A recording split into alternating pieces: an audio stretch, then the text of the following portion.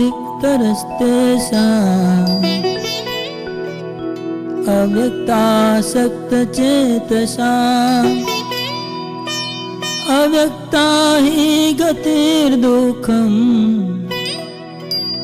देहवद्भिरवाप्यते।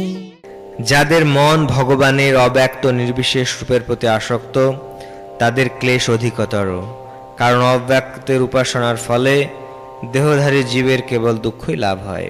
তাৎপর্য: যে সমস্ত অধ্যাত্মবাদীরা ভগবানের অচিন্ত অব্যক্ত ও নির্বিশেষ তত্ত্ব জানবার প্রয়াসী তাদের বলা হয় জ্ঞানযোগী, এবং যারা সম্পূর্ণরূপে কৃষ্ণ ভাবনাময় হয়ে ভক্তিযুক্ত চিত্তে ভগবানের সেবা করেন তাদের বলা হয় ভক্তিযোগী।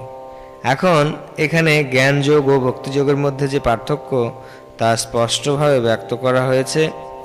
জ্ঞানযোগের পন্থা যদিও পরিণামে একই লক্ষ্যে গিয়ে উপনীত হয়, তবুও তা অত্যন্ত ক্লেশ সাপেক্ষ। কিন্তু ভক্তিযোগের পন্থা সরাসরিভাবে ভগবানের সেবা করার যে পন্থা তা অত্যন্ত সহজ, এবং তা হচ্ছে দেহধারী জীবের স্বাভাবিক প্রবৃত্তি। অনাদিকাল ধরে আত্মা দেহের মধ্যে আবদ্ধ হয়ে আছে, সে যে তার দেহ নয় সেই ধারণা করাও তার পক্ষে অত্যন্ত কঠিন। তাই ভক্তিযোগী শ্রীকৃষ্ণের অর্চা বিগ্রহের অর্চনা করার পন্থা অবলম্বন করেন, কারণ তাতে একটি সবিশেষ রূপের ধারণা মনের মধ্যে বদ্ধমূল হয়। আমাদের বিশেষভাবে মনে রাখতে হবে যে মন্দিরে ভগবান শ্রীকৃষ্ণের অর্চা বিগ্রহের যে পূজা তা মূর্তি পূজা নয়। বৈদিক শাস্ত্রে সগুণ ও নির্গুণ উপাসনার উল্লেখ পাওয়া যায়। মন্দিরে ভগবানের শ্রীবিগ্রহের যে উপাসনা তা সগুণ উপাসনা, কেননা জড় গুণাবলীর দ্বারা ভগবান প্রকাশিত হয়েছেন। কিন্তু ভগবানের রূপ যদিও পাথর, কাঠ অথবা তৈলচিত্র আদি জড় গুণের দ্বারা প্রকাশিত হয়, প্রকৃতপক্ষে তা জড় নয়, সেটি হচ্ছে পরমেশ্বর ভগবানের অপ্রাকৃত তত্ত্ব। সে সম্বন্ধে একটি স্থূল উদাহরণ এখানে দেওয়া যায়। যেমন রাস্তার পাশে আমরা ডাক বাক্স দেখতে পাই, এবং সেই বাক্সে আমরা যদি চিঠিপত্র ফেলি তাহলে সেগুলি স্বাভাবিকভাবে তাদের গন্তব্যস্থলে অনায়াসে পৌঁছে যাবে। কিন্তু যে কোনো একটি পুরানো বাক্সে অথবা ডাক বাক্সের অনুকরণে তৈরি কোনো বাক্স যা পোস্ট অফিসের অনুমোদিত নয়, তাতে চিঠি ফেললে কোনো কাজ হবে না।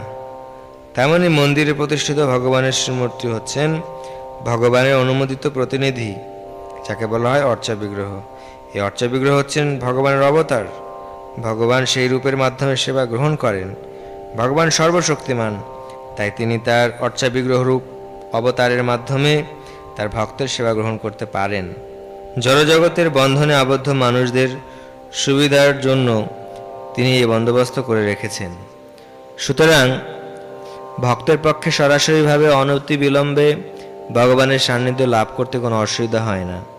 কিন্তু যারা অধ্যাত্ম উপলব্ধির নির্বিশেষবাদের পন্থা অবলম্বন করেন তাদের সেই পথ অত্যন্ত কষ্ট সাপেক্ষ। তাদের উপনিষদ আদি বৈদিক গ্রন্থের মাধ্যমে পরমেশ্বরের অব্যক্ত রূপ উপলব্ধি করতে হয়, তাদের সেই ভাষা শিক্ষা করতে হয়, অতীন্দ্রিয় অনুভূতিগুলি উপলব্ধি করতে হয়, এবং এই সবগুলি সম্যকভাবে হৃদয়ঙ্গম করতে হয়। কোনো সাধারণ মানুষের পক্ষে এই পন্থা অবলম্বন করা খুব সহজ নয়। কিন্তু কৃষ্ণ ভাবনায় ভাবিত যে মানুষ সদ্গুরুর দ্বারা পরিচালিত হয়ে ভক্তিযোগে ভগবানের সেবা করছেন, তিনি কেবলমাত্র ভক্তিভরে ভগবানের শ্রীবিগ্রহকে প্রণাম করে, ভগবান লীলা শ্রবণ করে এবং ভগবানকে নিবেদিত প্রসাদ গ্রহণ করে অনায়াসে পরম পুরুষোত্তম ভগবানকে উপলব্ধি করতে পারেন। নির্বিশেষবাদীরা যে অনর্থক ক্লেশদায়ক পন্থা অবলম্বন করেন, তাতে পরিণামে যে তাদের পরম তত্ত্বের চরম উপলব্ধি নাও হতে পারে, সেই সম্বন্ধে কোনো সন্দেহ নেই। কিন্তু সবিশেষবাদীরা কোনো রকম বিপদের ঝুঁকি না নিয়ে, কোনো রকম ক্লেশ অথবা দুঃখ স্বীকার না করে পরমেশ্বর ভগবানের শ্রী চরণারবিন্দের সান্নিধ্য লাভ করেন। শ্রীমদ্ ভাগবতে এই ধরনের একটি শ্লোক আছে। তাতে বলা হয়েছে যে পরম পুরুষোত্তম ভগবানের শ্রী চরণে আত্মনিবেদন করাই যদি পরম উদ্দেশ্য হয়, তাহলে তা না করে কোনটি ব্রহ্ম আর কোনটি ব্রহ্ম নয় এই তত্ত্ব জানবার জন্য সারাটি জীবন নষ্ট করলে তার ফল অবশ্যই ক্লেশদায়ক হয়। তাই অধ্যাত্ম উপলব্ধির এই ক্লেশদায়ক পন্থা গ্রহণ না করতে এখানে উপদেশ দেওয়া হয়েছে, কারণ তার পরিণতি অনিশ্চিত।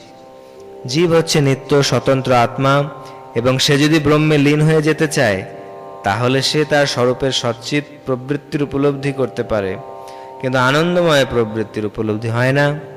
জ্ঞান যোগের পথে বিশেষভাবে অগ্রণী এই প্রকার অধ্যাত্মবিদ কোনো ভক্তের কৃপায় ভক্তিযোগের পথে আসতে পারেন। সেই সময় নির্বিশেষবাদের দীর্ঘ সাধনা তার ভক্তিযোগের পথে প্রতিবন্ধক হয়ে দাঁড়ায়, কারণ তিনি তখন তার পূর্বার্জিত ধারণাগুলি ত্যাগ করতে পারেন না। তাই দেহধারী জীবের পক্ষে নির্বিশেষ ব্রহ্মের উপাসনা সর্বাবস্থাতে ক্লেশদায়ক, তার অনুশীলন ক্লেশদায়ক এবং তার উপলব্ধিও ক্লেশদায়ক। প্রতিটি জীবেরই আংশিক স্বাতন্ত্র্য আছে এবং আমাদের নিশ্চিতভাবে জানা উচিত যে এই নির্বিশেষ ব্রহ্ম উপলব্ধি আমাদের চিন্ময় সত্তার আনন্দময় প্রবৃত্তির বিরোধী। এই পন্থা গ্রহণ করা উচিত নয়, কারণ প্রতিটি স্বতন্ত্র জীবের পক্ষে কৃষ্ণ ভাবনাময় পন্থা, যার ফলে সে সর্বতভাবে ভগবানের সেবায় নিয়োজিত হতে পারে, সেটি হচ্ছে শ্রেষ্ঠ পন্থা। এই ভগবত ভক্তিকে যদি কেউ অবহেলা করে তাহলে তার ভগবত বিমুখ নাস্তিকে পরিণত হবার সম্ভাবনা থাকে। অতএব অব্যক্ত, অচিন্ত, ইন্দ্রিয় অনুভূতির ঊর্ধ্বে যে তত্ত্বের কথা এই শ্লোকে বর্ণনা করা হয়েছে, সেই নির্বিশেষ ব্রহ্ম উপলব্ধির প্রতি বিশেষ করে এই কলিযুগে আকৃষ্ট হওয়া উচিত নয়। ভগবান শ্রীকৃষ্ণ তা করতে নিষেধ করেছেন।